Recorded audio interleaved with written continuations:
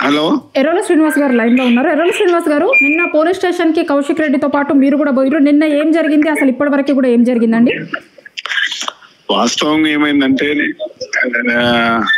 కౌశిక్ రెడ్డి గారు ఏసీబీకి ఫోన్ చేసి already time తీసుకున్నారంట. నేను వచ్చి పోలీస్ స్టేషన్ కి వస్తా, కంప్లైంట్ ఉంది.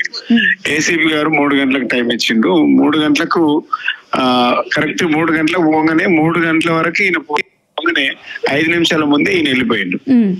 ఏసీపీ గారు 5 నిమిషాల ముందు వెళ్ళిపోయిండు. అక్కడ లోకల్ ఉన్నటువంటి ఎస్హెచ్ఓ ఉన్నాడు, కలవండి అనగానే ఎస్హెచ్ఓ దగ్గర పోగానే కౌశిక్ రెడ్డి అండి వీళ్ళందరం వచ్చినాం అని చెప్పేసి ఎస్హెచ్ఓ కూడా వెళ్తూ ఉంటే, అరే మేము అందరం వచ్చినాం, మీరు టైం ఇచ్చిండ్రు, మరి టైం ఇచ్చి కూడా మీరు ఎందుకు వెళ్తుండ్రు, మాకు ఈ కంప్లైంట్ తీసుకోండి అంటే, నాకు బిజీ ఉన్నాను నేను వెళ్ళిపోతున్నాను ఆయన అంటే, అరే మమ్మల్ని ఎందుకు ఒక ఎమ్మెల్యేను పిలిస్తే, మేము ఎమ్మెల్యే వచ్చిన తర్వాత కూడా మీరు ఎందుకు మమ్మల్ని కనీసం మర్యాద ఇవ్వకుండా మీరు వెళ్ళిపోతా ఉన్నారు, ఎంతవరకు కరెక్ట్, మా కంప్లైంట్ తీసుకోండి అంటే, ఆయన నేను పని ఉంది నేను వెళ్తున్నా అనే మాట మాట్లాడితే కొద్దిసేపు వాదన తర్వాత వెళ్ళిపోతా ఉంటే మనోళ్ళందరూ కార్యకర్తలందరూ కూడా తీసుకోవాలి మా కంప్లైంట్ అంటే, తర్వాత లోపలికి వచ్చి కంప్లైంట్ తీసుకోవడం కొద్దిగా 10 నిమిషాల తర్వాత తీసుకోవడం జరిగింది.